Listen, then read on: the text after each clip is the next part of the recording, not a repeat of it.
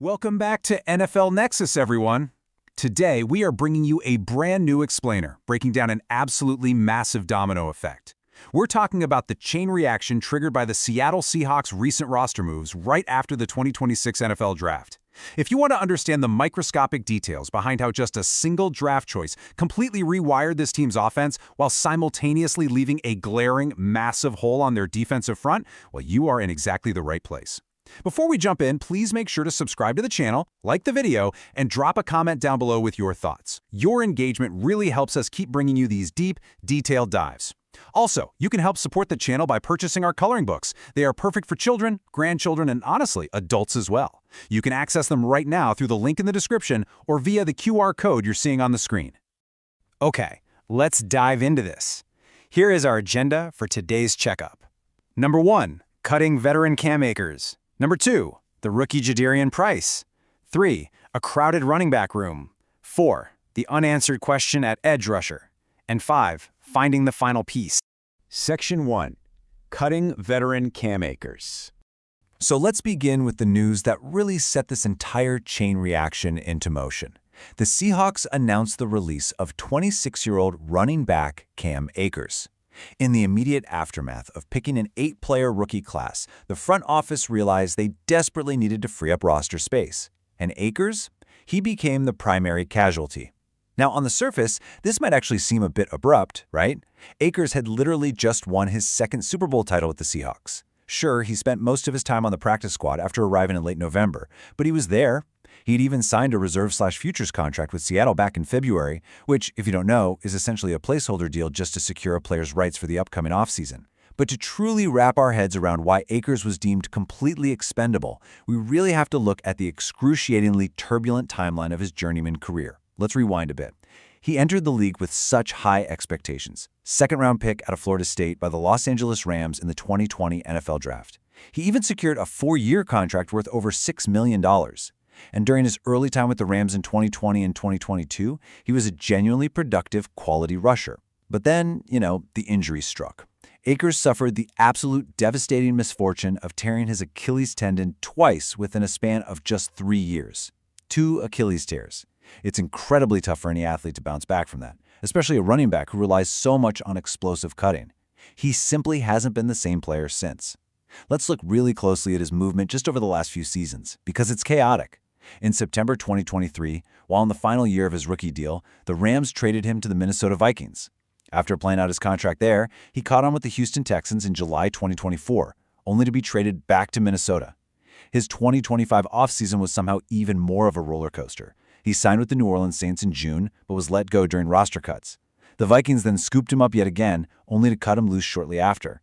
And that is exactly how he finally ended up in Seattle in late November of 2025.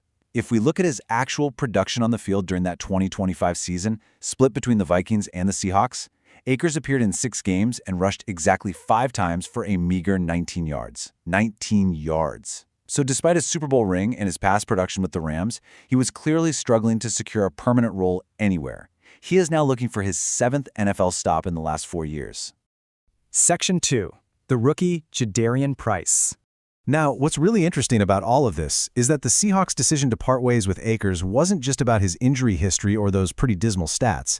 It was directly caused by the Seattle front office's actions during the 2026 NFL Draft. Entering the offseason, the Seahawks were widely identified as one of the more running back needy teams in the entire league. However, General Manager John Schneider made a very specific, calculated decision. He decided to build the running back position through the draft, rather than relying on veteran lottery tickets like Akers. And that strategy manifests right in the form of Jadarian Price. The Seahawks opted to select the highly touted running back out of Notre Dame with the number 32 overall pick in the first round. We need to emphasize what a massive investment this is. When an NFL team uses a first-round pick on a running back, they aren't looking for a rotational guy. They aren't looking for a backup. They are drafting a projected day 1 starter. By bringing in a young, explosive, fresh-legged talent like Price, the Seahawks instantly filled their perceived need at the position in one fell swoop. Honestly, it was highly unlikely that Cam Akers would have been in serious competition for snaps in 2026, even before the draft began, especially given that 19-yard output the prior year. But the exact moment Jadarian Price's name was called at pick 32, Akers' fate was entirely sealed. The front office realized that Akers' spot on the 90-man roster was vastly more valuable if it were allocated to another position entirely. especially when you're trying to make room for all those incoming undrafted free agents. Section 3. A crowded running back room. Let's move to how this builds, because drafting Price didn't just replace Akers. It created an absolute logjam in the offensive backfield. Meticulously mapping it out, the Seahawks currently boast 6 healthy running backs on their roster. 6! We have Emmanuel Wilson, Kenny McIntosh, Velez Jones Jr., George Holani, Jadarian Price, and of course the newly drafted first-rounder Jadarian Price.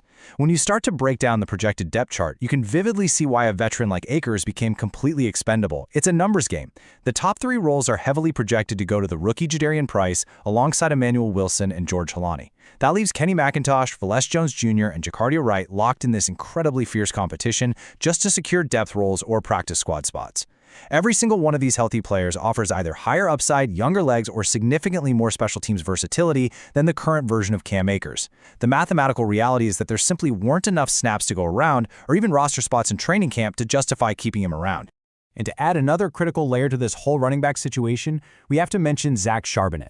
Charbonnet is set to begin the 2026 season on injured reserve, meaning he is fully guaranteed to miss at least the first month of the season. Now, normally you would think that an injury to a key player like Charbonnet might actually open the door for a veteran insurance policy like Akers, right? It seems logical. But the fact that Seattle still let Akers go speaks absolute volumes. Even with Charbonnet sidelined on IR, the Seahawks determined they still had way too much depth at running back. And think about it. When Charbonnet eventually returns from IR, this running back room is going to get even more cluttered. It really visually reinforces just how heavily invested the Seahawks are in this offensive position right now.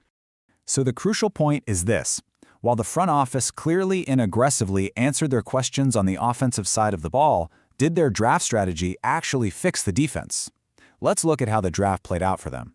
The Seahawks entered the 2026 NFL Draft with only 4 picks. Just 4. They actually attempted to trade back early on to acquire more capital, but the offers they received just weren't good enough to pull the trigger, so they stayed put. They took Jadarian Price at number 32. Then, they used day 2, the second and third rounds, to draft 2 defensive backs. And finally, they spent day 3 trying to address depth at wide receiver, the secondary, and finding competition for the starting right guard spot. So they successfully loaded up their secondary, and they found their primary ball carrier. But in doing so, they left one massive, glaring hole completely untouched until the very end.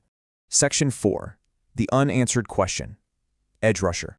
And this brilliantly illustrates the problem. By dedicating their premium capital to fixing the running back room in the secondary, the Seahawks completely neglected the trenches. Specifically, they left an incredibly concerning void at the edge rusher position. When you look at the current roster state, the stark imbalance is terrifying. On the offensive side, they are entirely secure at running back. They are locked in with the dynamic first-round rookie in Price, backed by incredibly deep and young depth like we just discussed. But on the defensive side, it's a completely different story. They are completely insecure at edge rusher. They lost Boye Mafe, a massive departure that really drained their edge depth. And how did they replace him in the draft? By tossing an unproven day 3 rookie into the mix. This day 3 pick was widely viewed as merely a depth replacement, more of an investment for the future, with the hope that a developmental player like Ivy or Sheriff might turn into a key starter by 2027. But for a team with Super Bowl aspirations right now in 2026, hoping a late-round rookie develops down the line is an incredibly risky game to play. Let's dive deep into the microscopic details of why we are calling this an outright edge rusher crisis for the 2026 season and beyond. Because it isn't just about losing Boye Mafe, it is about the terrifying state of the expiring contracts currently sitting on the roster. First off, you have veteran DeMarcus Lawrence, who is actively considering retirement. You simply cannot rely on him being an anchor for the future. Then you look at Uchenna Nwosu and defensive tackle Leonard Williams. Both of these critical trench pieces are set to become impending free agents after this upcoming season. If that wasn't enough to make you sweat, Derek Hall is currently playing in the final year of his rookie deal. When you string all of these facts together, the fear really becomes palpable. The Seahawks are staring down a very real scenario where their entire defensive front could be completely decimated by the end of the year. While the team hopes those developmental players might miraculously turn into playmakers, the current depth chart is walking on a tightrope. A day 3 rookie is simply not enough firepower to solve a foundational problem of this magnitude. Section 5. Finding the final piece. So evaluating exactly how General Manager John Schneider can realistically fill this massive defensive void before the season begins is absolutely critical. Because while the draft is over, the Seahawks roster building is absolutely not done. When we look at Seattle's front office, we have to recognize their history. They are not afraid to be aggressive. In the past, they've shown serious, documented interest in making massive trades, like their well-known interest in acquiring the Las Vegas Raiders defensive anchor Max Crosby.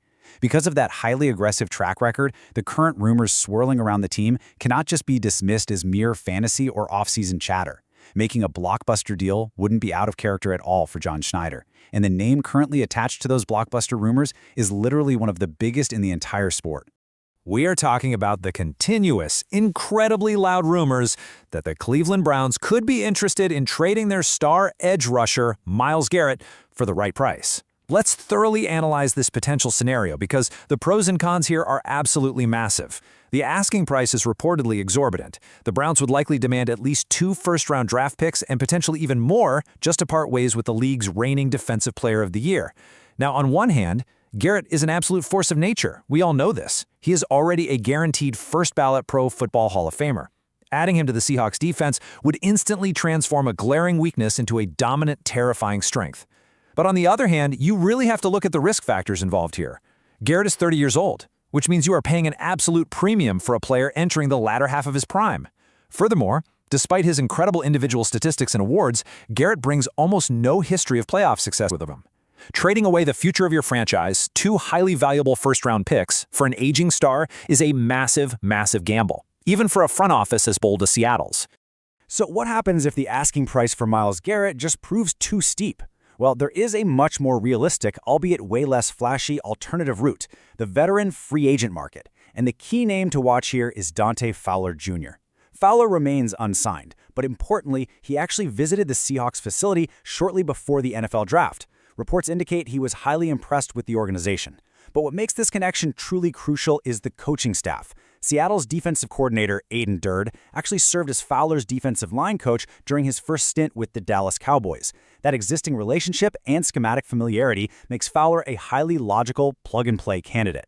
Now that the draft is concluded and the dust has settled, the Seahawks can make a serious push to sign him, providing some much-needed immediate veteran stability to a very shaky edge rusher room without having to mortgage their future draft capital. So we end on this incredibly provocative question. Will the Seahawks pull off a blockbuster trade to secure their defense in 2026, or will they play it safe in the free agent market? The domino effect of drafting a first-round running back has truly left them with a fascinating dilemma in the trenches. I want to know exactly what you think. Head down to the comments right now and drop your predictions. Do they pull the trigger and trade for Garrett? Do they sign Fowler? Or do they just roll the dice with the rookies they have? Thank you so much for joining me on this deep dive explainer. Don't forget to subscribe to NFL Nexus, like the video to support our work, and please help support the channel by purchasing our coloring books, which are perfect for children, grandchildren, and adults as well. Access them right now through the link in the description or via the QR code you see on the screen. We'll see you in the next explainer.